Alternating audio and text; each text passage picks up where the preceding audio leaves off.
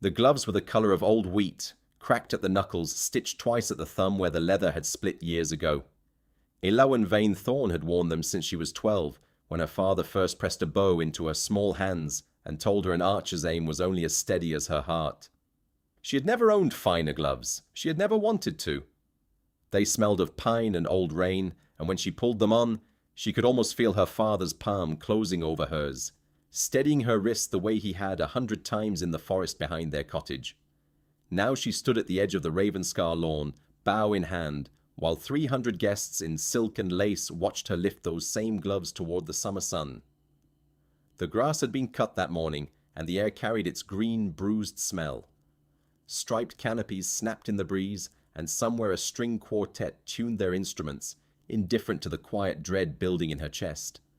5-year-old Rowan sat in the front row of chairs, swinging his small legs, his eyes fixed on his mother with the fierce, uncomplicated pride only a child could give her. "Good heavens," the Duke said, loud enough for the nearest Rouse to hear. Alaric Thorn, Duke of Ravenscar, tilted his head at her hands as though they were something found in a stable rather than a gift from a dead man. He wore charcoal wool tailored so precisely it seemed poured onto him, and when he smiled, the smile never once reached his eyes. "Darling, did you borrow those from a groundskeeper?"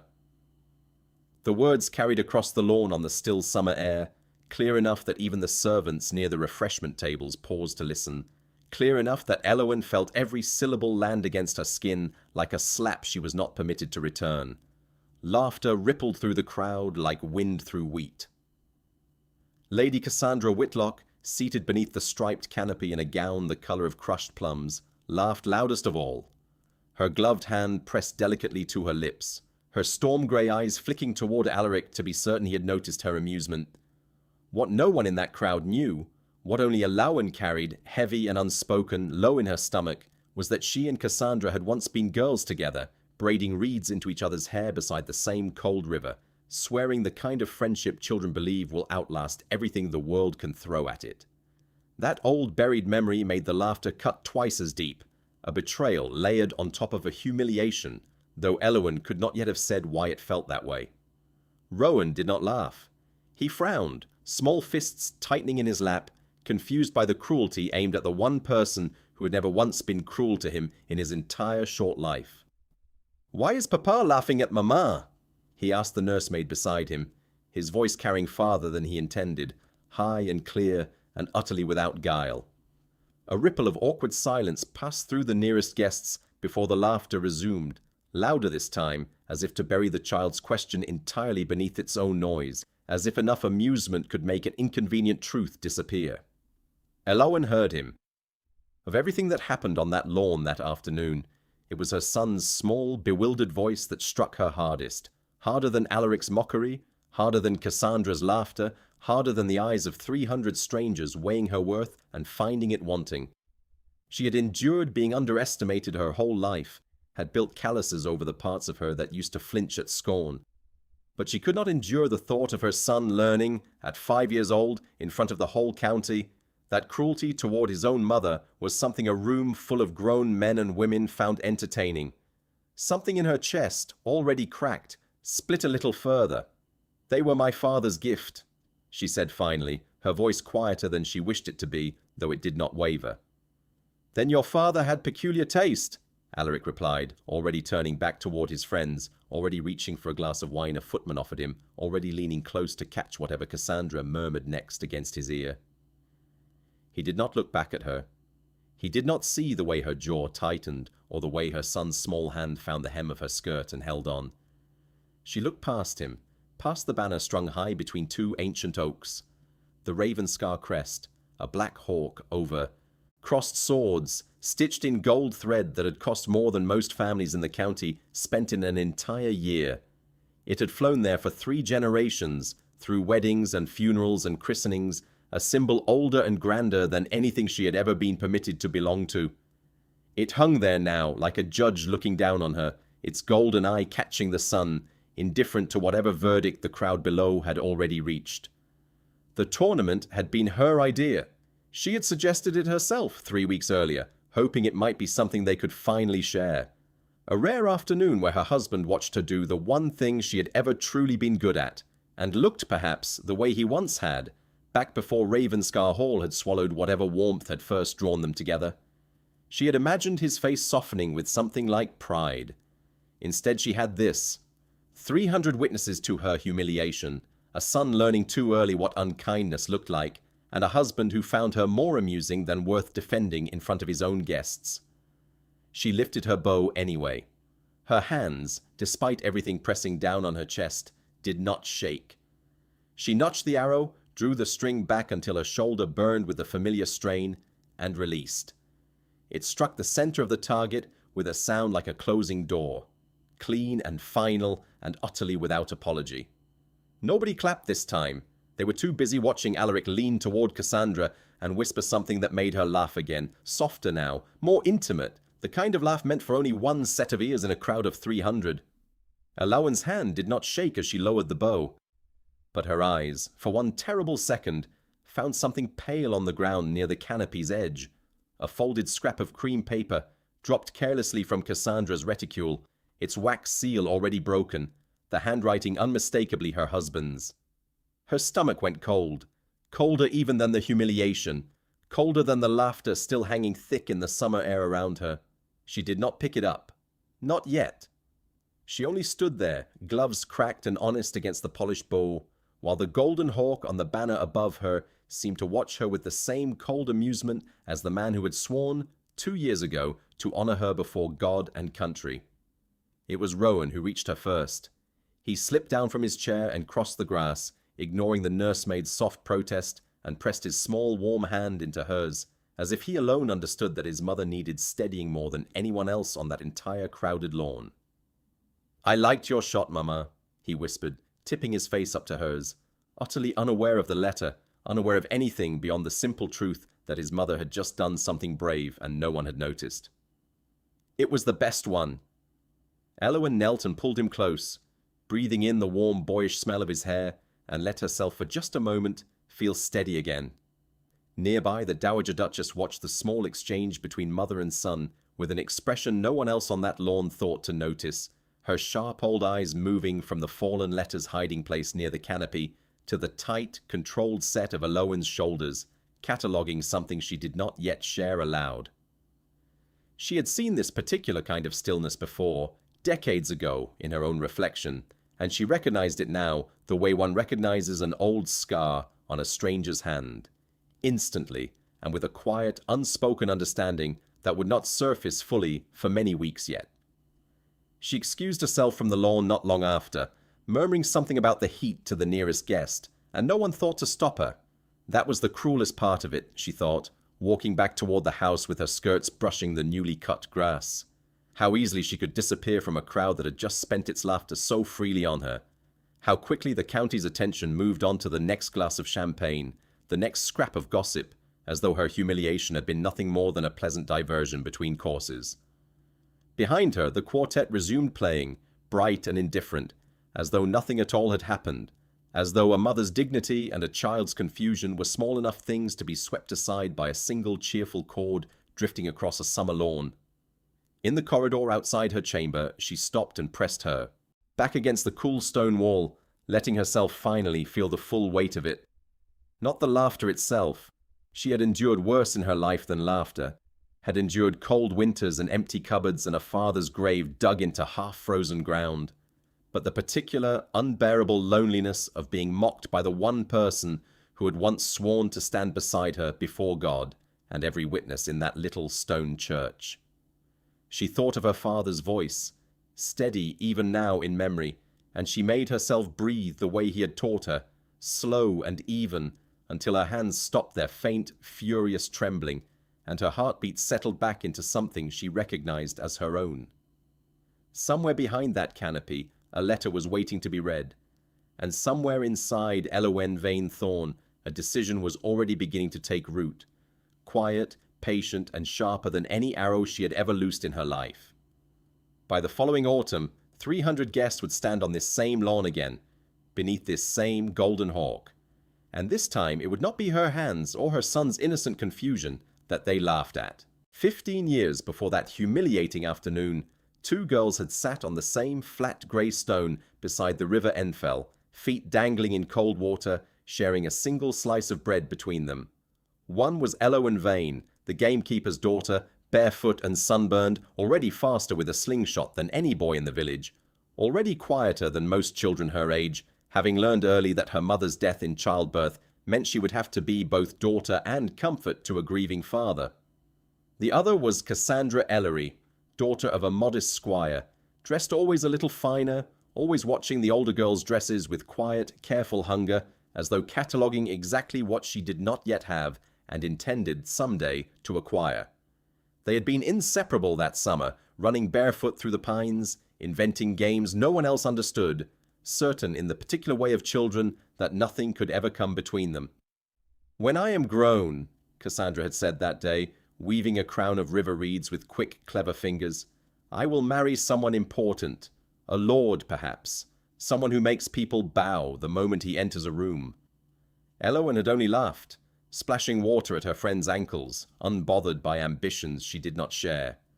"I will marry no one," she'd said. "I will live in the forest and shoot deer and answer to nobody at all." They had both been wrong in the end, though neither girl on that riverbank could have guessed how wrong, or how the paths that eventually split them apart would one day bring them back together, not as friends, but as something far more dangerous. The friendship frayed slowly, the way friendships between girls of unequal fortune so often do.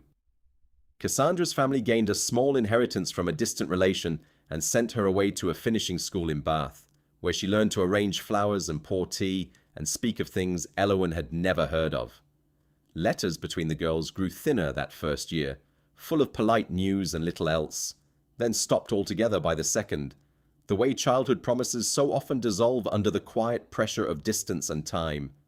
Elowen did not resent the silence, not truly. She simply folded the friendship away like an old dress outgrown, tucked into some back corner of memory, and did not think of it again for many years, not until a woman in plum-colored silk walked back through the doors of Ravenscar Hall, wearing a face Elowen had once known better than her own reflection in still water. Her father, Josiah Vane, raised her alone among the pines and deer trails of Ravenscar's forest lands after her mother's death, and he raised her with a patience that shaped every part of who she became. In the evenings, after the chores were finished and the fire banked low, he would sit her on the cottage step and tell her that a good archer was not the one with the strongest arms, but the one with the steadiest heart, the one who could hold her breath through fear and doubt and let the arrow fly true regardless. He taught her to track deer through frost-silvered undergrowth, to read the wind by the bend of the grass, to trust her own hands even when the world gave her no reason to trust anything else. She never imagined in all those quiet years that a duke would ever notice her. Dukes did not notice gamekeepers' daughters. Not truly, not in any way that mattered. But Alaric Thorne had watched her, one crisp autumn morning during a hunting party on his family's land, watched her drop a running stag at 80 paces with a calm that unsettled even his most seasoned and weathered huntsman. Something in him, pride, curiosity, perhaps even a flicker of admiration he would never have permitted himself to name aloud, fixed itself upon her in that instant, and he had ridden closer, dismounted without ceremony, and asked her name as though it were the single most important question he had posed all year. She had answered plainly, expecting nothing further to come of the encounter, and had walked home that evening thinking little of it beyond a small private glow of pride that a duke had praised her aim in front of his own men. Her father died that winter, his heart failing quietly in his sleep on a night so cold the water pump outside their cottage had frozen solid by morning. Elowen woke to a silence in the small house that she would never fully learn to bear, a silence that seemed to press against her ears long after. The funeral, long after the neighbors' pitying visits had trailed off into nothing. She was left with a cottage she could not afford to keep and a debt she had not created, whispered about by villagers who offered sympathy but little real help. It was Alaric who came to her door weeks later, boots still muddy from the ride, his face unreadable in the grey winter light, and said without any softening preamble at all, "Marry me, and you will never want for anything again." She had not loved him then. She had only been tired and frightened and grateful, desperately, foolishly grateful, that someone, anyone, had noticed her at all in the depths of that cold and friendless winter. She told herself love could grow from gratitude, the way wildflowers grow from cracked stone, patient, stubborn, and eventually surely beautiful, if only given enough seasons to take root. The wedding itself had been small, held in the little stone church near her father's grave, with only Hetty weeping quietly in the second pew, and a handful of tenants who had known Josiah Vane in attendance. There had been no grand cathedral, no crowd of lords and ladies come to gawk at the match, only Alaric's steady hand closing over hers at the altar, and a promise she had wanted with her whole aching heart to believe. In the carriage afterward, rattling toward Ravenscar Hall for the first time as its mistress, she had pressed her forehead to the cold glass and watched the pine forest of her childhood shrink into the distance, and had told herself, over and over, that this was not an ending but a beginning, that grief and gratitude could, with enough patience, grow into something indistinguishable from love. The first night in that vast, unfamiliar house, she had lain awake listening to sounds she did not recognize. The settling of old timber, the distant call of an owl in unfamiliar woods, the particular silence of a bedchamber 3 times the size of her father's entire cottage. She had missed, fiercely and without warning, the small comforting creak of the cottage floorboards, the smell of wood smoke that had clung to every surface of her childhood home. Alaric had not come to her that first night, nor the second, giving her, he later explained, time to settle before he asked anything more of her than her presence at his table. She had been grateful for the space then, though in later years she would wonder whether that early distance had been kindness or simply the first quiet sign of a man who did not yet know how to close the gap between two people properly. For nearly 2 years, she almost believed the ending had truly become a beginning. She learned the names of every servant within her first month, learned the particular creak of the 3rd stair that always announced a late-night visitor, learned to navigate the vast portrait gallery without once feeling the weight of all those painted, judging eyes upon her plain grey traveling dress. She wrote to no one from her old life, because there was no one left to write to, and she told herself that this too was simply the shape her new life would take. Not lonely, exactly, only quiet, the particular quiet of a woman building something new out of very little. She remembered still the first time Alaric had kissed her hand outside the little cottage church where they married. No grand cathedral, no crowd of lords and ladies, only Hetty weeping quietly in the second pew, and a handful of tenants who had known her father. Alaric had looked at her that day as though she were something rare he had found by accident in a field, and she had believed, with the whole foolish hope of a girl who had never been given reason to distrust kindness, that she had found in him a partner rather than merely a rescuer. She held on to that memory tightly in the years to come, long after it had stopped matching the man who stood across the dinner table from her most evenings, because some part of her needed to believe the tenderness of that first day had been real, even if it had not lasted. She did not yet know that the girl from the riverbank, grown now into a woman with storm-grey eyes and old, carefully buried envy, would one day walk back into her life to test, cruelly and deliberately, whether that gratitude had ever truly ripened into something as steady and real as love. The first year of marriage passed in an uneven rhythm of tenderness and distance, the way a river moves faster in some seasons than others without ever quite changing course. There were mornings Alaric rode out with Eloan before breakfast, the mist still low over the fields, teaching her the boundaries of land that would someday, in some fashion, be hers to help oversee. There were evenings he sat beside her at the pianoforte in the long gallery, though he played poorly and laughed at his own mistakes, in a way that made her laugh too, unguarded and easy, the way she had not laughed since her father's death. She began, slowly, cautiously, to let herself believe that gratitude truly could ripen into something steadier, something closer to the love she had once dismissed as a thing meant only for other, luckier women. When Rowan was born the following spring, something in Alaric softened that Eloan had not seen since their earliest courtship, back when he had still looked at her the way a man looks at something rare and unexpected.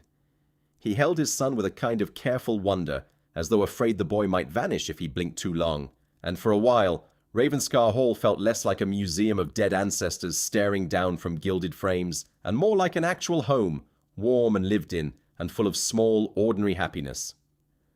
Eloan would find him some evenings standing over the cradle long after the nursemaid had gone to bed, simply watching his son breathe, and she allowed herself, in those quiet moments, to hope that perhaps she had married a better man than the cold negotiation of that first winter had suggested. It was in those early years that Eowyn renewed an old friendship of a different kind, with Simon Ray, the blacksmith's son, a boyhood companion from the village who had once taught her to skip flat stones across the very river where she had sat with Cassandra all those summers ago. Simon had grown into a quiet, steady man who now managed the estate's smithy, his hands permanently marked with small silver scars from years of careless sparks, his manner unhurried in a way that put people instinctively at ease. His friendship with Eowyn remained exactly what it had always been: easy, uncomplicated, entirely without romance, the kind of bond that asked nothing and offered everything. He mended her bow when the string frayed. He taught Rowan to whittle small wooden animals from scraps of pine, patiently guiding the boy's clumsy fingers around the knife. He was, in every sense that mattered, family. The kind of friend who never once made her feel small for the gloves she wore or the forest she had come from. Rowan adored him without reservation. "Uncle Simon," the boy called him from the time he could first form the words, and no one in the household ever thought to correct the title, since it fit so naturally it seemed almost inevitable. Some of Eowyn's happiest memories from those years were quiet evenings spent at the smithy, Rowan's delighted laughter ringing off the stone walls while sparks danced upward into the darkening sky like small captured stars. Alaric, in those days, did not mind the friendship at all. He would sometimes join them after his own work was finished, sleeves rolled to the elbow, laughing at Simon's dry, understated jokes, and Eowyn would watch her husband and her oldest friend get along easily together and think, with a foolish, hopeful heart, that perhaps this was what safety finally felt like after so many years without it. But safety, she would learn in time, was rarely a permanent resident in a house like Ravenscar. The Dowager Duchess, Alaric's formidable and watchful mother, observed the growing warmth of that household from her customary chair by the eastern window with an expression Eowyn could not yet fully read. Not quite disapproval, not quite grief, but something old and careful and quietly wary, the expression of a woman who had watched happiness curdle before in these very halls and did not trust it to last twice within the same family walls. She said nothing at first. She only watched, the way a hawk watches a field before deciding whether the moment has finally come to strike, patient in a way that unsettled Eowyn more than open criticism ever could have. Eowyn did not know, in those golden early years of small joys and pianoforte laughter, that the girl from the riverbank was watching too, from a careful distance, waiting for her own fortunes to shift, waiting for grief and widowhood to hand her the perfect excuse to walk back through Ravenscar's doors wearing plum silk and an old patient hunger that had never once, in 15 long years, gone away. There was a particular afternoon that spring, one Eowyn would return to often in memory once everything else had gone wrong, when Alaric had found her and Rowan at the smithy, sleeves rolled, laughing with Simon over some small disaster involving a dropped horseshoe, and had simply sat down on the bench beside her without a word, resting his hand lightly over hers, watching their son chase sparks with the reckless joy of a child who had never once known real fear. "I did not think I would ever have this," he had murmured, so quietly she almost missed it beneath the ring of Simon's hammer. "A house that felt like this, a son who laughs like that."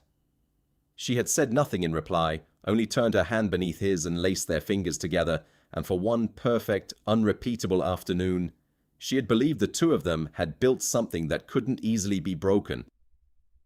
There was another memory too, one she would return to even more often once everything else had turned to ash. A winter evening when Rowan had fallen ill with a fever that frightened them both badly enough to send for the physician twice in a single night. Alaric had not left the nursery once through those long, dark hours, sitting on the floor beside the small bed with his cravat undone and his sleeves rolled, pressing cool cloths to his son's forehead with hands that shook with a fear Eowyn had never before seen in him. When the fever finally broke near dawn, he had wept openly, unashamed, and Eowyn had held him then the way she would have wanted to be held herself, and had thought, foolishly perhaps, that a man who loved his son so completely could never truly break the family that made such love possible. That winter also brought the first snow Rowan could properly remember, and Alaric had bundled the boy into a coat 3 sizes too large and carried him out into the white silent grounds before breakfast, teaching him to build his first crooked, lopsided snowman, while Eowyn watched from the window, wrapped in a blanket, her breath fogging the cold glass. She had thought, in that ordinary golden moment, that she had married exactly the man she needed, forgetting entirely, for one brief winter, the cold negotiation of that first frozen doorway meeting, remembering only the warmth that had somehow, against all her early doubts, managed to grow up around it. It was Hetty, visiting briefly that same winter before her longer stay the following autumn, who had first warned Elowen gently not to mistake a good season for a permanent one. "Weather turns, child," the old nurse had said, watching Alaric build his snowman with Rowan through the frosted window. "Even the kindest men can let their attention wander when comfort makes them forget to tend what they've built. Watch for it. Not out of suspicion, but out of care for what you have." Elowen had laughed off the warning at the time, certain her own happiness was sturdier than any weather, and it would be nearly a year before she understood exactly how right her old nurse had been to caution her.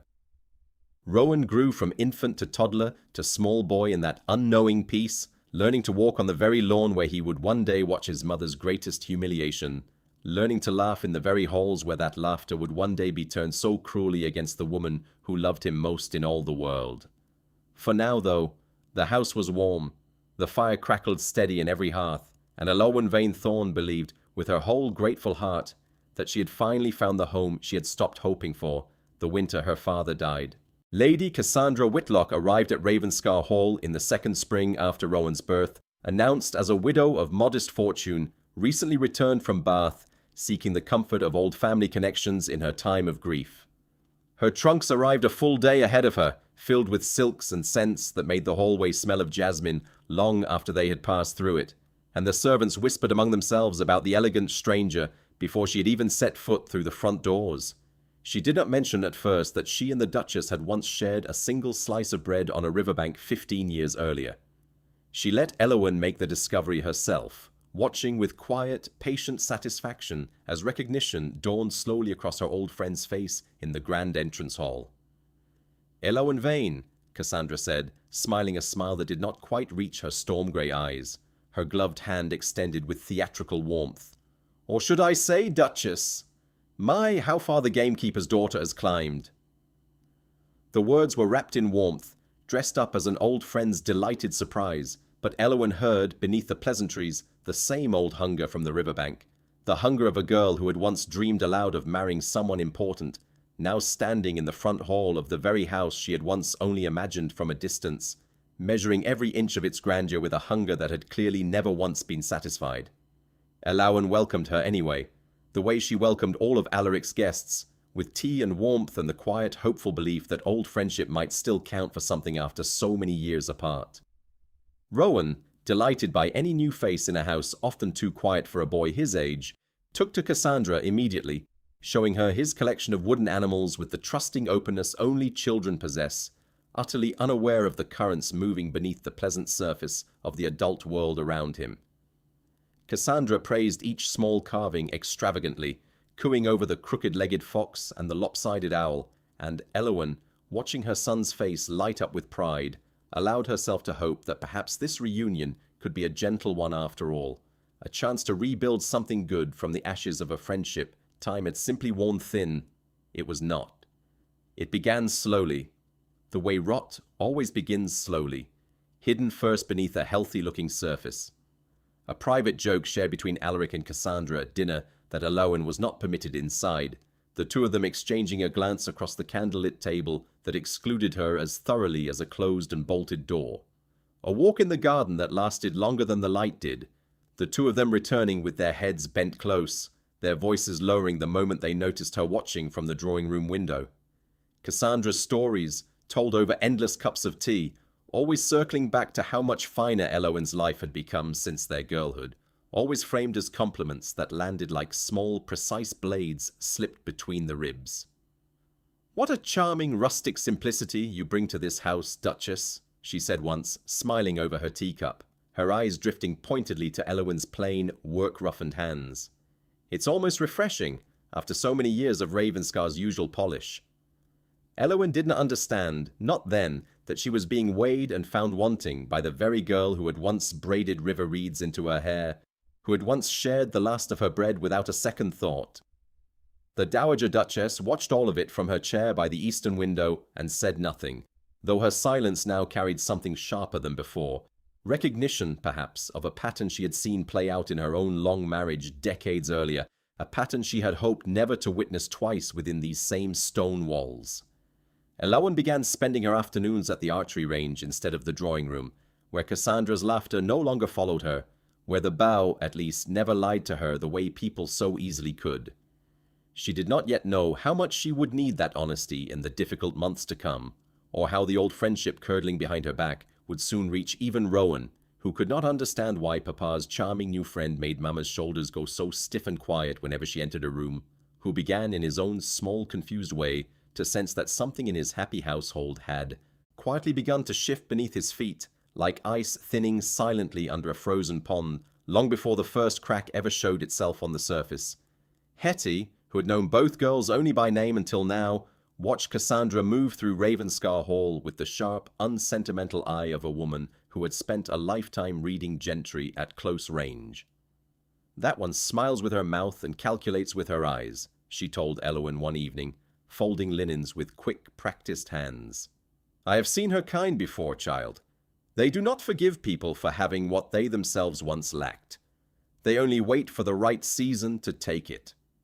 Elowen wanted to defend her old friend, wanted to believe the girl from the riverbank still existed somewhere beneath the plum silk and practiced charm, and so she said nothing, choosing instead to hope rather than to prepare, a choice she would come to regret bitterly before the year was through.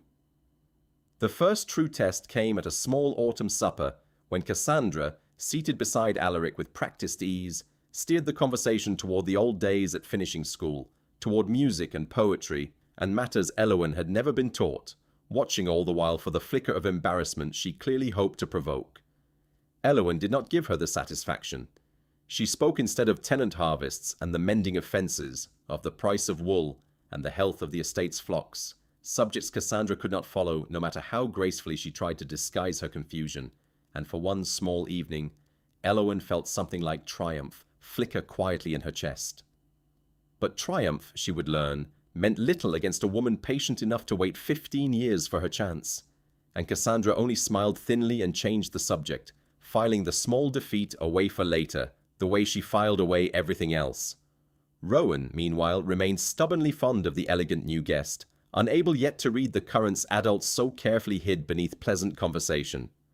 Cassandra, for her part, was never unkind to the boy. Quite the opposite. She made a careful show of affection toward him, complimenting his carvings, asking after his lessons, brushing invisible dust from his collar with a tenderness that struck Elowen, watching from across the room, as somehow more unsettling than open cruelty would have been. It was, Elowen realized slowly through that autumn, a kind of performance aimed not at the child at all, but at the father watching him, a demonstration of the gentle domestic warmth Cassandra wished Alaric to imagine himself building with her instead. Elowen said nothing of this suspicion to anyone, not even Hetty, uncertain whether she was seeing clearly or simply seeing ghosts of her own old fear, and it would be many weeks yet before she learned exactly how right she had been to trust her own uneasy instincts. Autumn deepened around Ravenscar with a beauty that felt, to Elowen, almost cruelly indifferent to the quiet unraveling happening within its walls. The oaks along the drive burning gold and crimson, the harvest moon rising huge and orange over stubbled fields where tenants gathered in the barns to celebrate the season's yield with cider and fiddle music that carried faintly all the way up to the hall. Elowen attended the harvest celebration alone that year, Alaric having claimed pressing business in the study, and she danced instead with tenant farmers and their wives. People who asked nothing of her but her company, some of whom remembered her own father's steady hand fondly, and for a few hours beneath the lantern light, she almost forgot the cold weight sitting in her chest since Cassandra's arrival. One old tenant woman, grey-haired and stooped, took Elowen's hands in her own weathered ones during a pause in the fiddle music and said simply, "Your father would be proud of the woman standing in his boots tonight, Duchess, whatever troubles sit behind your eyes. I see them, even if you think you've hidden them well."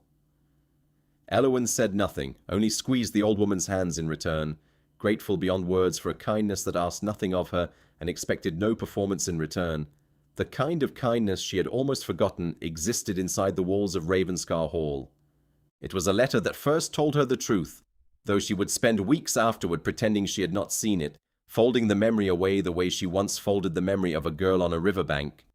She had gone searching for Alaric's seal to close a note to her old nurse, Hetty, and found instead a drawer half open in his study, papers scattered from his hurried departure that morning, and inside it, folded with a care he never once showed his own wife, a note in Cassandra's looping, familiar hand, the ink slightly smudged as though written in haste, or in tears, or both at once.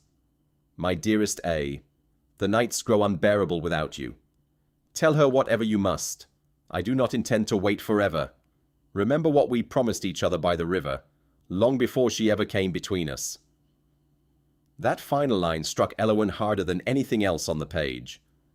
Proof that whatever this was, it was not new, that it reached back further than she had ever imagined, tangled somehow in a history she had believed belonged only to her own quiet childhood. She read it twice, then a third time, as though repetition might rearrange the letters into something less devastating, some other meaning hidden beneath the obvious one. It did not. The words sat exactly where they had been placed, cruel and plain and utterly undeniable. She closed the drawer with hands that had gone strangely calm, the same calm she used before releasing an arrow, because falling apart, she had learned long ago in a cold cottage after her father's death, accomplished nothing at all. Only aim did. She said nothing to Alaric that night. She sat across from him at dinner and watched him eat, watched him speak of tenant matters with the same easy composure he always wore like a second skin, watched him be, in every visible way, the same unreadable man she had married 2 years before. Rowan, sensing something wrong without understanding why, grew quieter at the table too that evening, pushing his food around his plate in slow, distracted circles, glancing between his parents with the anxious watchfulness children develop long before adults ever believe them capable of noticing anything at all. That night, unable to sleep, Rowan padded barefoot down the cold corridor to his mother's chamber and climbed into her bed without a word, pressing his small back against her side the way he had as an infant during thunderstorms. "Is Papa going to send us away?" he whispered into the dark, his voice small and frightened, and Elowen's chest cracked wide open at the question, at the fear no 5-year-old should ever have to carry alone in the dark. "No, my love," she said, smoothing his hair back from his forehead, keeping her voice steady, though her own heart was quietly breaking beneath the blankets. "No one is sending us anywhere. I promise you that. On my life." She meant it with her whole exhausted heart, and in that promise, made in the dark to a frightened child who trusted her completely, her resolve hardened into something unbreakable, something that no letter and no laughing crowd could ever again shake loose. She thought of her father then, his voice steady even now in memory, patient even across the years since his death. A hurried arrow is a wasted one.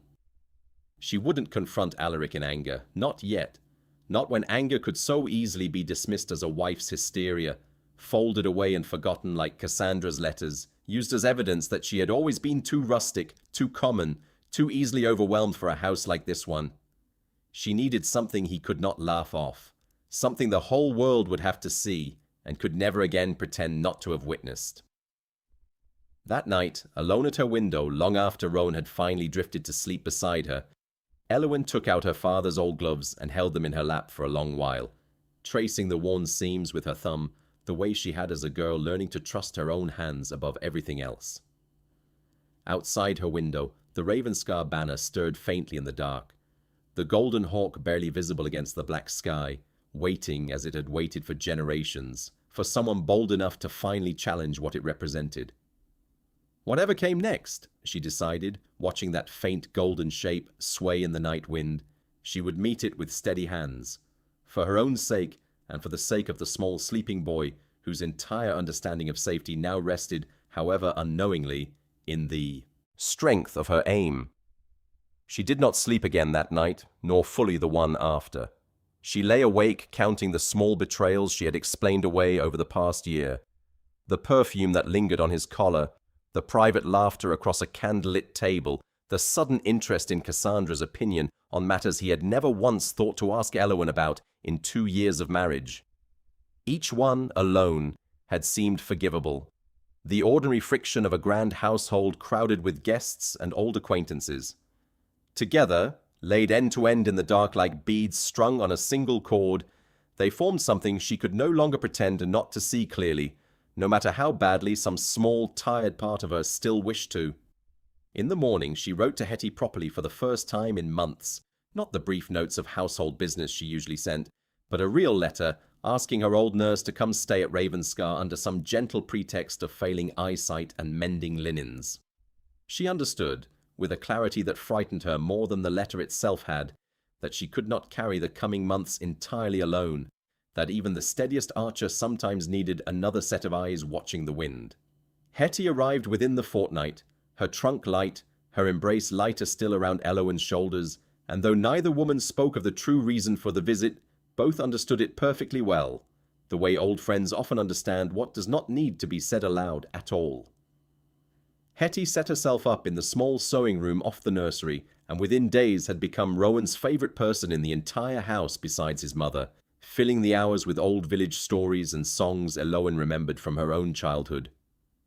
In the evenings, once Rowan was asleep, the two women would sit together by the fire, Hetty's needle moving steadily through some mending or other, and Elowen found herself talking, slowly and in fragments at first, about the letter, about Cassandra, about the strange cold distance that had crept into her marriage like frost creeping across a window pane overnight.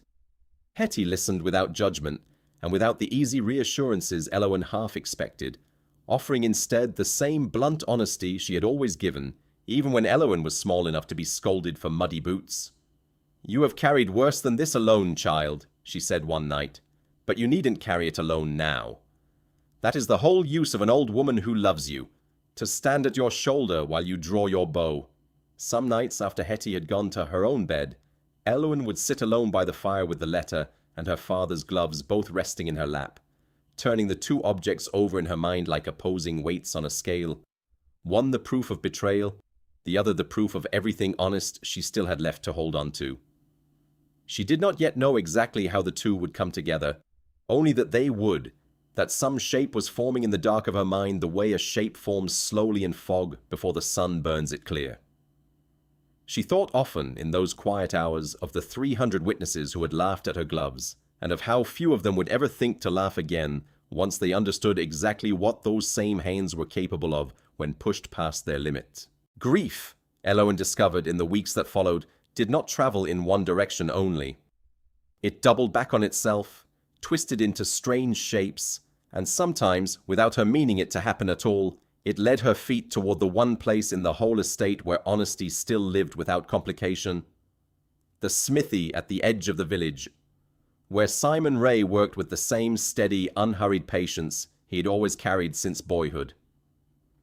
She found herself leaning on him more often, not out of romance, never that, not even for a single moment, but out of the simple human need for one honest presence in a house that had quietly filled itself with careful, polished lies. She brought Rowan to the smithy more often that autumn. She sat on the old wooden bench outside while Simon worked the bellows, saying little, grateful simply for a friend who asked nothing of her and offered nothing but steady, undemanding company in return. It was Alaric who noticed, and Alaric who, blind entirely to his own hypocrisy, decided the very worst of what he saw. He found her there one evening as the light was fading, laughing quietly at something Rowan had said while Simon looked on with easy, brotherly fondness, and something ugly and guilty twisted hard in Alaric's chest. Guilt he could not bear to admit belonged to himself, redirected instead into sharp, unfair accusation. "How long?" he demanded that night, pacing their chamber like a man cornered by his own reflection. "Has this been going on?" His voice was low and tight, the voice of a man trying to convince himself of something before he had even finished saying it aloud. "How long has what been going on?" Elowen asked, genuinely bewildered at first, and when she finally understood his meaning, something cold and furious rose in her that she had not let herself fully feel until that exact moment. "You believe I have betrayed you," she said slowly, each word deliberate, "with the one honest friend I have left in this entire house, while you sit at dinner every single night smelling of jasmine that is not mine and never has been." Alaric's face went pale, then hard, then defensive all at once. The particular defensiveness of a guilty man who has just heard his own crime spoken aloud by someone he had foolishly assumed too trusting, too grateful, ever to notice it. "That is different," he said, though even he seemed to hear how hollow and small the words sounded in the space between them. "I am the Duke. Suspicion follows a Duchess more easily than it follows me." "How convenient," Elowen said, her voice gone very quiet and very sharp, "that the rules of this marriage bend only in one direction, and always toward you." Rowan, woken by the raised voices carrying down the long stone corridor, appeared small and frightened in the doorway of their chamber, his nightshirt twisted, his eyes wide with a fear neither parent had ever wanted him to know, and both of them fell instantly, guiltily silent, watching their son's face crumple with a confusion neither could undo with words alone. Elowen crossed the room at once and knelt before him, pulling him close against her chest, and over his small, trembling shoulder she looked at Alaric with an expression that needed no further words at all. A warning, a grief, and a promise, all delivered in a single steady gaze that made her husband look away first. "It's all right, my love," she murmured into Rowan's hair, though her eyes never left Alaric's face. "Mama and Papa were only talking too loudly. Everything is all right." She did not fully believe her own words even as she spoke them, but she said them anyway, because a child's fear could not wait for adults to finish deciding whose fault the fear belonged to. Whatever came next, she resolved silently as she carried her son back toward his own small bed. She would not let this house become a place where love was twisted into weapons and aimed carelessly at the people least equipped to defend themselves.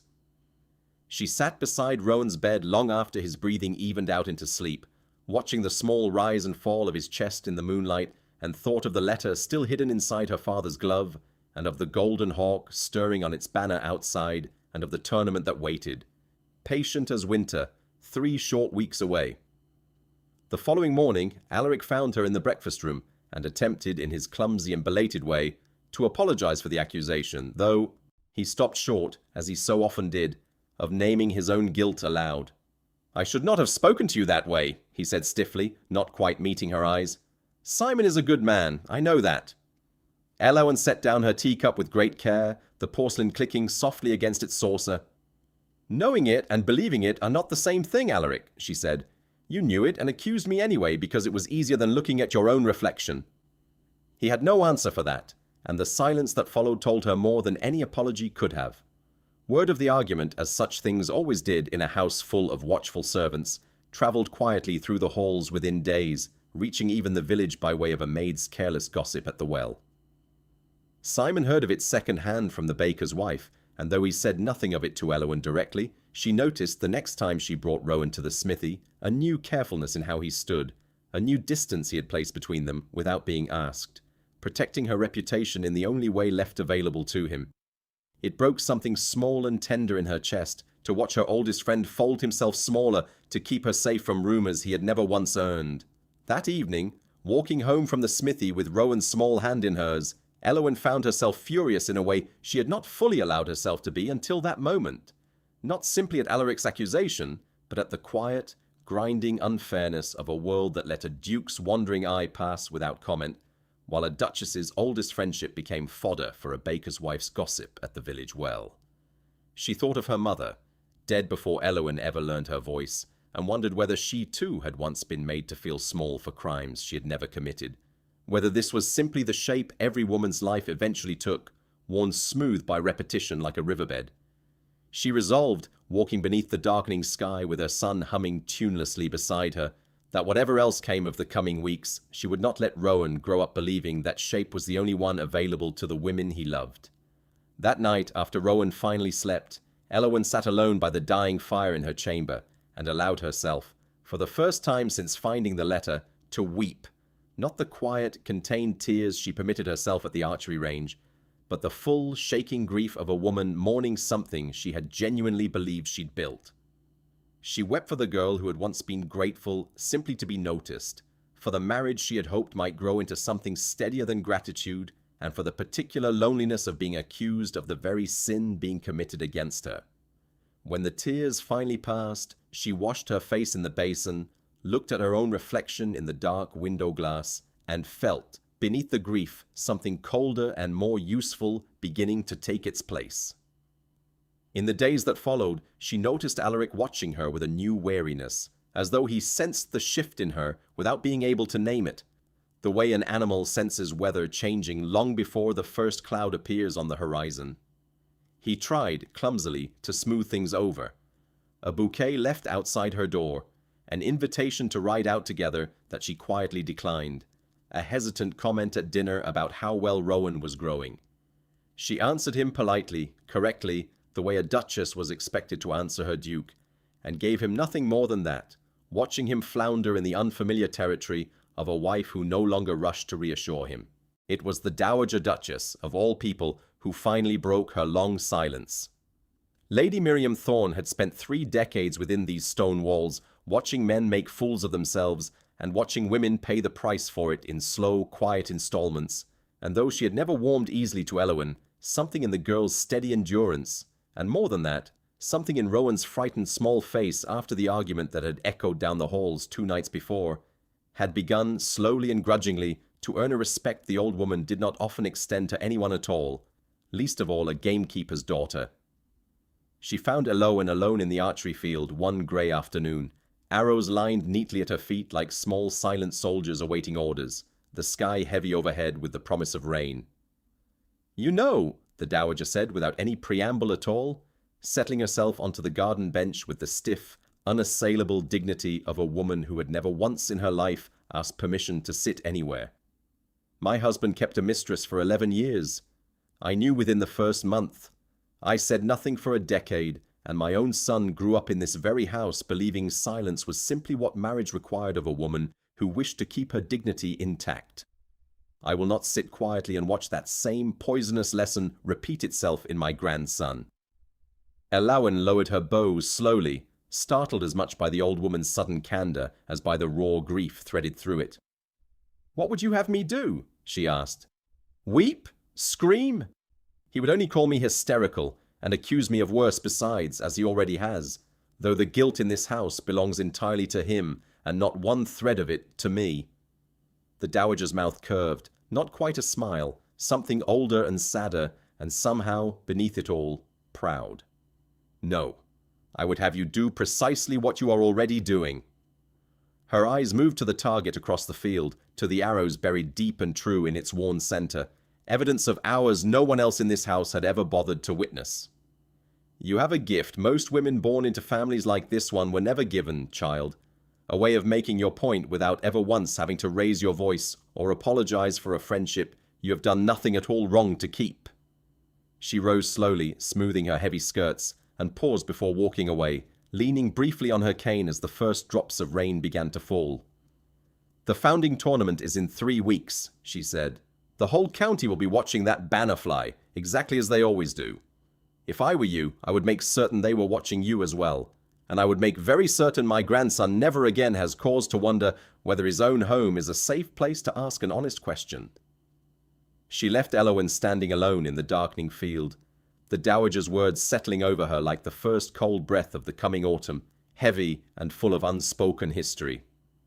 That evening, Eowyn sat with both Rowan and Simon together in the small parlor off the kitchen, and though nothing improper had ever passed between the 2 adults, not so much as a single glance out of place, she gently explained to her old friend that his visits to the hall might need to pause a while, not from any fault of his own, but simply to protect them all from careless tongues eager to believe the worst of a woman who had once been poor.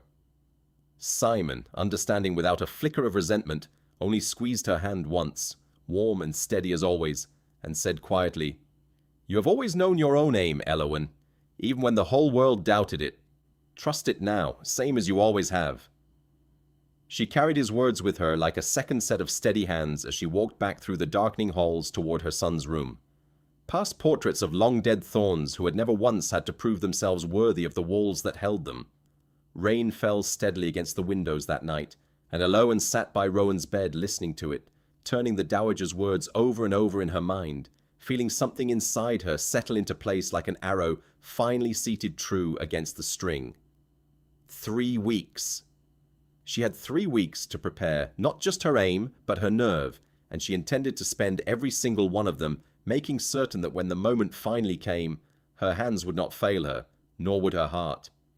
In the days that followed, the Dowager Duchess did something she had not done in all the years since Elowen's arrival at Ravenscar. She began joining her on the archery field in the cool mornings, seated on her bench, offering quiet, unexpected corrections. "Your elbow drops when you tire," she observed one morning, watching an arrow drift low of its mark. "My husband's gamekeeper taught me the same bow 40 years ago, before I ever thought I would need it for anything beyond amusement. Keep your elbow high, child, even when your arms burn. Especially then." Elowen adjusted her stance, and the next arrow struck true, and something passed between the two women in that small, silent correction that no words could have carried nearly as well. Rowan, too young to understand the tournament's true stakes, only understood that his mother practiced longer now, and so he began bringing his wooden animals to the field and lining them up along the fence rail as an audience for her, announcing each shot with great solemn ceremony as though he were narrating a grand battle. "The fox says that was your best one yet, Mama," he would declare, and Elowen, exhausted and heartsick as she often was in those weeks, found in her son's small, earnest game the one pure joy that nothing else in that difficult autumn had managed to touch or diminish. The Dowager, watching grandmother and grandson from her bench some mornings, began to speak more freely of her own younger years, of a girl who had once loved dancing and had given it up entirely the year she learned her husband kept a mistress in a townhouse 2 streets from their own, of the slow, deliberate way grief could calcify into something that looked, from the outside, like simple coldness. "I didn't mean to become the woman you first met in this house," she told Elowen one grey morning, watching Rowan chase a fallen leaf across the field. "I only meant to survive it. There is a difference, though it took me 20 years to understand that difference myself." Elowen, listening, felt something shift in how she saw the old woman.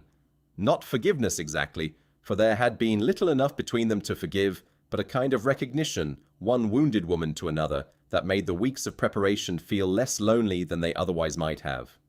By the second week, word of the Dowager's new habit had spread quietly through the household, and even the youngest kitchen maids began finding small excuses to pass by the archery field in the cool mornings, drawn by the strange, quiet spectacle of the estate's most formidable woman offering gentle corrections to its most underestimated one.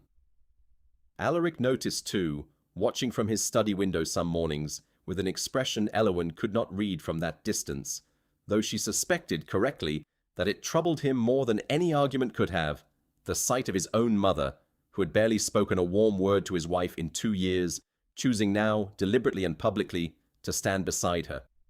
He came to the field himself one evening, uninvited, standing awkwardly at its edge as Elowen finished her final round of the day. "My mother tells me you've improved," he offered, an olive branch of sorts, thin and uncertain. Elowen did not lower her bow. "Your mother tells the truth more easily than you do," she replied, and let the silence that followed answer for her, watching him retreat back toward the house with his shoulders low, understanding perhaps for the first time just how far his careless mockery on that summer lawn had truly cost him. Elowen did not intend to confront Cassandra. It happened instead in the rose garden on a warm evening in early September, when she went walking alone to clear her head and found them there together. Alaric's hand resting at Cassandra's waist, their heads bent close beneath the fading light, a silence between them that spoke louder than any letter ever could.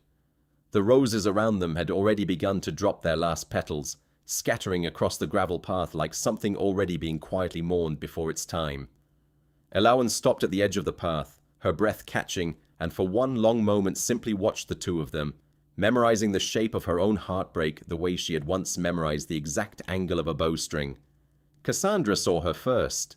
She did not startle. She only smiled, the same measuring smile she had worn since the moment she first stepped through Ravenscar's doors, and stepped back with unhurried grace, as though she had been caught doing nothing more scandalous than admiring the last of the season's roses. "Duchess," she said, her voice smooth as poured cream, entirely unbothered. "What a pleasant surprise. We were only just discussing the tournament arrangements." Alaric's face, for the first time in 2 long years of marriage, showed something Elowen had never once seen there before. Not guilt exactly, though guilt was certainly present, but the flicker of a man realizing all at once that the careful walls of his arrangement had finally begun to crack beneath him in front of the one person he could no longer fool. "Don't," Elowen said. Her voice did not rise. It did not need to. It carried instead a stillness that seemed to silence even the evening birds settling into the hedges around them.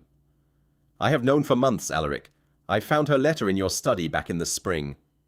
"And you," she turned at last to Cassandra, meeting those familiar storm-grey eyes without flinching, "spoke once of a promise made by a river long before I ever, as you put it, came between you. Tell me, Cassandra, did you ever once forgive me for a childhood you decided I stole simply by being loved by my own father, or was this always the plan from the very moment you learned who I had married?" Cassandra's composure cracked at last, old envy spilling out plain and ugly, stripped bare of every polished layer she had spent 15 years building over it. "You always had more than you deserved," she snapped, her voice sharp and unguarded for the first time since her arrival. "Even as a girl, even barefoot and poor as a church mouse, people looked at you the way I wanted so badly to be looked at, the way I have wanted my entire life. I only took back what should have been mine from the very start, what would have been mine if fortune had simply been fair." The confession, raw and unguarded and stripped finally of all pretense, hung heavy in the rose-scented air between three people who had once, in some tangled form or another, called themselves family. "You were wrong about the plain part," Elowen said quietly, and then, turning finally to her husband, her voice hardening into something colder and steadier than he had ever heard from her. "And you," she said, "accused me of betrayal with my dearest friend in this world, while you stood in this very garden with yours, hand at her waist, secrets folded into drawers you thought I would never open. I will not raise my son inside that kind of hypocrisy a single day longer than I absolutely must." She turned and walked back toward the house with her spine straight and her cracked leather gloves clutched tight in one hand, the last of the day's light catching the worn stitching on the fingers.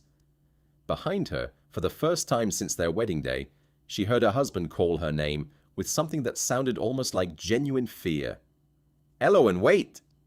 She didn't turn around. Her footsteps did not slow, did not falter even once across the long stretch of lawn between the roses and the house. The tournament was 3 weeks away, and she had an arrow and a truth, still left to loose upon a county that had laughed at her once already, and would very soon learn precisely how costly that laughter had been.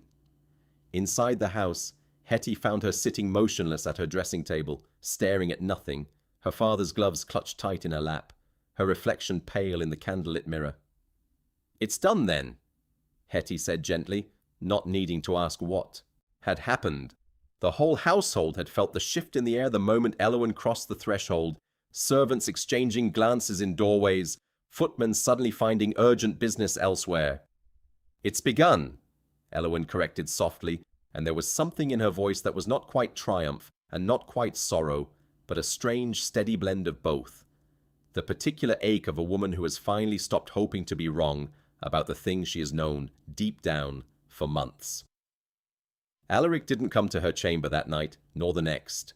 He spent those days in a kind of stunned, guilty quiet, avoiding his mother's sharp gaze at meals, avoiding Rowan's questions about why Papa looked so tired, avoiding most of all his own reflection in the tall, gilded mirrors that lined the gallery, as though he could not bear to look too closely at the man Elowen's words had finally truthfully described. Cassandra, for her part, kept to her rooms, sending word through a maid that she was unwell, though everyone in the household understood the illness had nothing to do with fever and everything to do with the truth finally spoken aloud in a rose garden that could not be unheard. Rowan noticed his father's altered mood immediately, in the way children always notice more than adults credit them for. "Is Papa sad because of the roses?" he asked Elowen one afternoon, tugging at her sleeve as they walked past the very garden where the confrontation had taken place, the last of the season's blooms now browning at their edges. Elowen knelt to his height, choosing her words with the same care she chose her footing on uneven ground. "Papa made a mistake, my love, a big one, and mistakes that big take time to fix properly.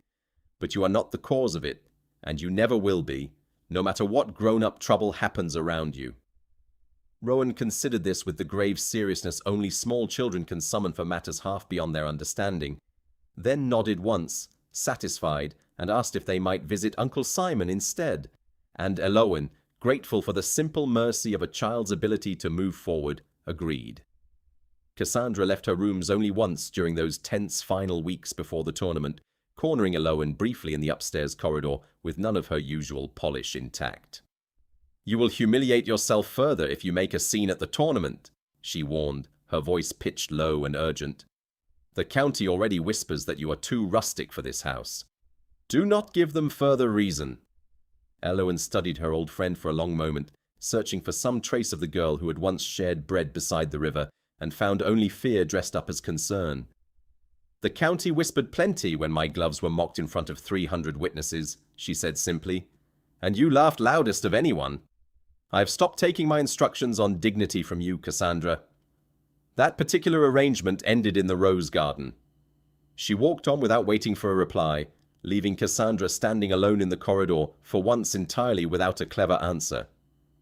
Hetty, watching this new steal in Elowen from the sidelines, said little, but on the night before the tournament she pressed a small parcel into Elowen's hands, a fresh set of leather laces for the old gloves, cut and stitched by her own hand. "Not to replace what your father gave you," she said, "only to make certain they hold for one more important day." Elowen fastened the new laces by candlelight, her fingers steady despite the enormity of what tomorrow would bring, and felt, for the first time in weeks, something that resembled readiness rather than dread.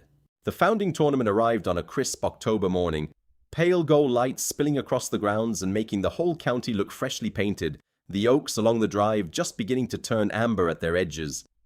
Carriages lined the drive from dawn, carrying the same 300 guests who had laughed at Elowen's humiliation months before, all of them come again to watch the Ravenscar banner rise above the lawn exactly as it always had, entirely unaware that this year someone finally intended to bring down far more than a simple archery target. Rowan sat in the front row beside Hetty, small hands clenched tight in his lap, having begged for days to be allowed to watch his mother shoot, not yet fully understanding the weight of what was coming, only sensing, in the particular set of his mother's jaw that morning, that today mattered more than any other day of his short life so far. Alaric stood near the canopy, his eyes searching the gathered crowd until they found Elowen at the archer's mark, dressed simply, her father's cracked gloves upon her hands, her chin lifted with a calm that unsettled him far more than any accusation could have managed. He took one instinctive step toward her, some half-formed urge to stop whatever was coming, to shield himself from a reckoning he knew, deep down, he had fully earned. But the Dowager Duchess's hand closed firmly around his arm, holding him in place with surprising strength for a woman of her years. "Let her finish what she started," the old woman murmured, low enough for only him to hear, and something in her voice left absolutely no room for argument of any kind. Elowen lifted her bow. The crowd, remembering the laughter of months before, watched with the particular hush of people expecting either spectacle or humiliation, uncertain which they were about to witness this time. She did not aim for the target set upon the grass, the one everyone in that crowd fully expected. She aimed instead for the banner itself, the golden hawk catching the morning light exactly as it had for 3 long generations before this one. The first arrow struck the rope at its left corner, and the golden hawk dipped suddenly toward the earth, gasps rippling through the silk-clad crowd like a single sharp intake of breath drawn all at once. Someone dropped a champagne glass. It shattered, unnoticed, against the grass. The second arrow struck the right, and the great cloth banner, 3 generations of pride stitched into gold thread, collapsed slowly from its oaks and folded down onto the grass, like something finally, mercifully, allowed to fall after standing rigid and unyielding for far too many years. Beneath the settling fabric, tied with deliberate care to the very rope that had held it aloft, hung Cassandra's letter, the one Elowen had kept folded inside her father's glove for 6 long, patient weeks, now displayed for the entire county to read, swinging gently in the crisp autumn wind, for anyone brave enough to step close and read the looping, unmistakable hand. "My husband," Elowen said, her voice carrying clean and steady across the stunned silence, not raised, not trembling, simply true and unhurried, once told 300 witnesses that my gloves were beneath a duchess. My son asked me that very same day why his own father was laughing at his mother in front of the whole county. She lowered her bow, slowly, deliberately, her eyes moving briefly to where Rowan stood frozen on his chair. "I only wish to show you all, and him, precisely what these hands and this family are truly capable of, once pushed far enough. Cassandra, seated beneath the collapsing canopy of her own making, went the color of chalk, her fan frozen halfway to her face, all her careful polish stripped away in an instant. Alaric did not move at all, his jaw tight, his eyes fixed on the fallen banner as though he could not quite believe what he was witnessing unfold in front of his entire household and every family of consequence in the county. And the golden hawk of Ravenscar lay crumpled in the grass at last, brought down not by an enemy at the gates, not by war or ruin or the slow passage of centuries, but by the very woman it had once looked upon with such careless, casual disdain. For a long suspended moment, no one in that crowd moved or spoke, 300 witnesses frozen in the particular silence that follows something too large and too true to immediately understand. Then, slowly, from somewhere near the back of the gathering, a single pair of hands began to clap. It was an elderly baron who had known Josiah Vane in his youth, who remembered the gamekeeper's steady aim and steadier honesty across 40 years of shared hunts, and who saw, in his old friend's daughter standing tall at the archer's mark, something worth honoring rather than mocking. Others followed, hesitant at first, then surer, until the applause rolled across the lawn like a tide finally permitted to come all the way in, drowning out whatever whispers of scandal had already begun to circle the fallen banner. And in the front row, Rowan stood on his chair, small fists raised high above his head, cheering for his mother with the whole unguarded force of a child who finally understood in that exact bright moment precisely whose strength he had been lucky enough to inherit. Hetty, beside him, wept openly and without shame, dabbing her eyes with a handkerchief she had carried in her apron pocket for exactly this kind of occasion, though she had never truly believed she would need it for something this triumphant. Simon Ray stood near the edge of the crowd, arms crossed, a quiet, private smile on his face that he did not try to hide from anyone who happened to look his way.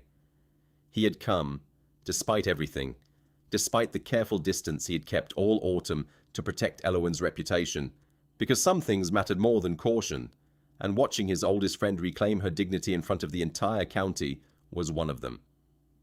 When their eyes met briefly across the lawn, Elowen offered him the smallest of nods, a silent thank you 15 years in the making, and Simon nodded back, understanding perfectly well that no more words were needed between them.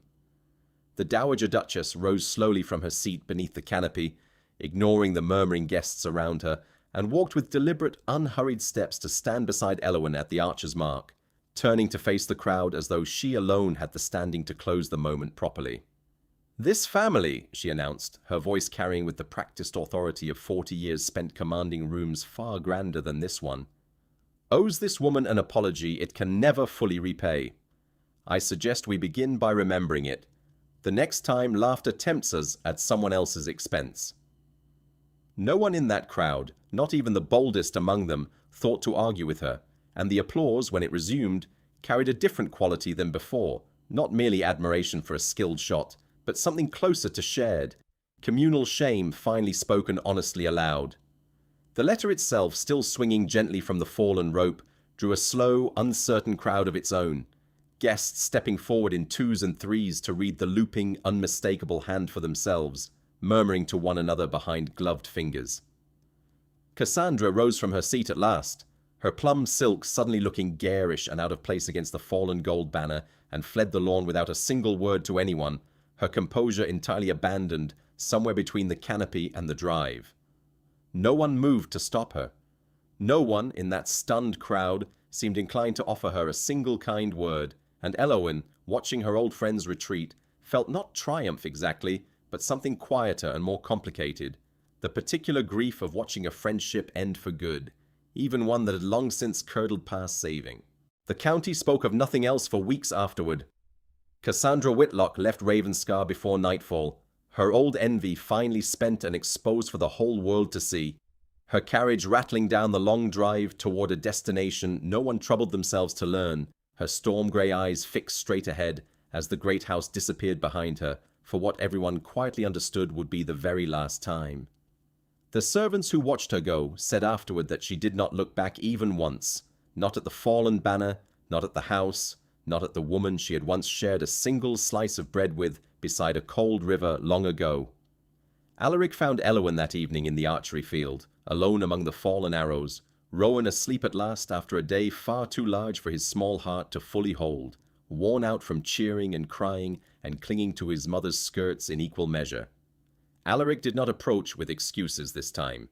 He approached with nothing at all, no title, no composure, no careful, unreadable mask, only the raw, unguarded face of a man who finally understood exactly what he had nearly lost, and how deeply his own guilt had poisoned even his love for his wife's oldest, most innocent friendship with a man who had never once wanted anything from her but her happiness. "I accused you of the very thing I was guilty of myself," he said quietly, standing a careful distance away, as though unsure he had yet earned the right to come any closer.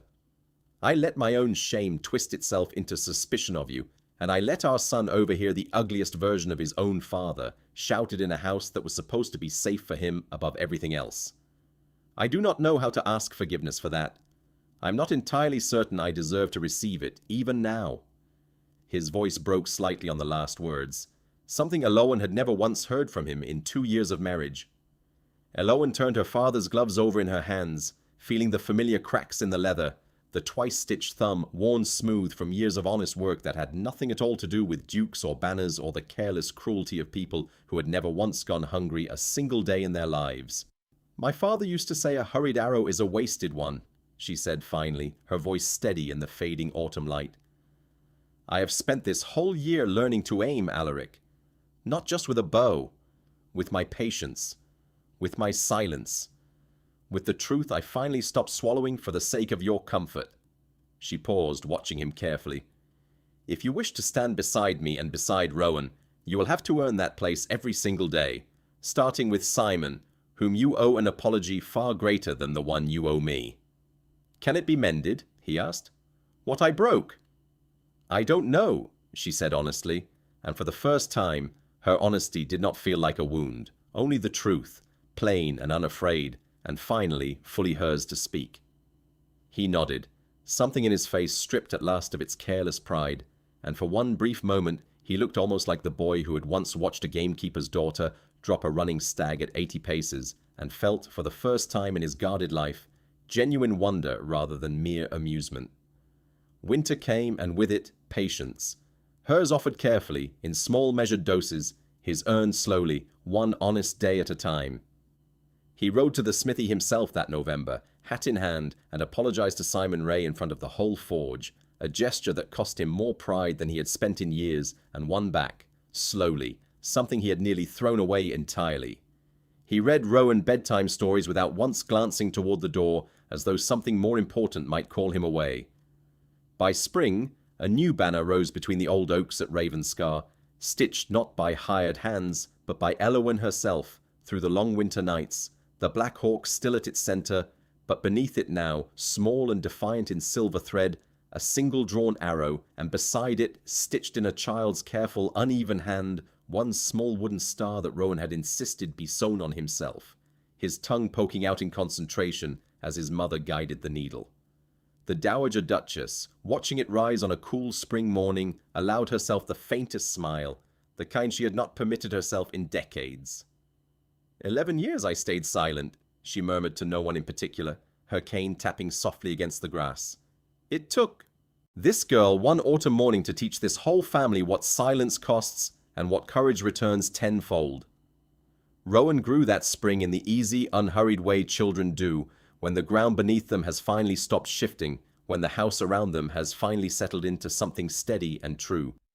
He still visited the smithy most weeks, Uncle Simon's hammer still rang out across the yard, and Papa, more often than not now, came along too, the three of them laughing together over some small disaster the way they once had, before jealousy and grief had briefly torn a hole through the middle of their happiness. He didn't remember, as he grew older, the exact words spoken on that October lawn, but he remembered always the feeling of standing on his chair, cheering with his whole small chest, watching his mother stand taller than anyone else in the entire county. Eowyn kept her father's gloves in a small cedar box beside her bed for the rest of her life, taking them out on quiet mornings to trace the familiar cracks in the leather, the twice-stitched thumb worn smooth by 2 lifetimes of honest work. She taught Rowan to shoot the following summer, standing behind him exactly as her own father once stood behind her, guiding his small hands, whispering the same steady lesson into his ear. Breathe out slow. Trust your hands. A hurried arrow is a wasted one. And when his first arrow finally struck true, she laughed. A real laugh, unguarded and bright. The kind she hadn't allowed herself in the 2 long years before that autumn. And thought, watching her son's delighted face, that she had never once regretted the day she finally decided to aim. Simon remained a fixture in their lives from that season onward, no longer shadowed by careful distance or careless rumor, welcomed openly at the hall for Sunday dinners where Alaric, true to his slow-earned word, treated him with a warmth that had nothing left to prove and everything to do with genuine gratitude. The Dowager Duchess lived long enough to see Rowan grow into a young man with his mother's steady hands and his father's eventual humility, and she told the story often in her later years to any grandchild or great-grandchild who would sit still long enough to listen. The story of the autumn a duchess shot down her own family's banner, and in doing so, built something far sturdier to raise in its place. Years later, long after the scandal of that October morning had faded into the kind of fond, well-worn legend families tell at Christmas tables, Rowan would sometimes ask his mother to retell it exactly, insisting on every detail, the crack of the rope, the gasp of the crowd, the letter swinging in the wind. She always obliged, and she always ended the story the same way, resting her weathered hand, still faintly calloused from decades of drawing a bow over his. "Remember this, my love," she would tell him. "Kindness is worth more than any title, and dignity, once you decide to keep it, is worth defending with your whole steady heart, no matter who is laughing." It was, in the end, the truest thing her own father had ever taught her, passed now into hands that would carry it forward long after she herself was gone. A lowen vain thorn, once laughed at for the gloves upon her hands, stood beneath that new banner with her son's hand in one of hers and her husband, finally humbled, beside the other. No longer a girl grateful merely to be noticed, but a mother and a duchess who had aimed her whole life true and taught her son in the process that dignity, once reclaimed, could never again be laughed away by anyone at all. And every autumn after, when the founding tournament came round again, the county watched a new generation of Ravenscar archers step up to the mark, and somewhere in the retelling, an old story surfaced once more, whispered fondly between neighbors, of a woman once laughed at for the gloves upon her hands, who answered cruelty, not with cruelty of her own, but with a single unforgettable act of truth, and in doing so taught an entire family and an entire county exactly what quiet courage could accomplish once it finally, fully took aim. The end.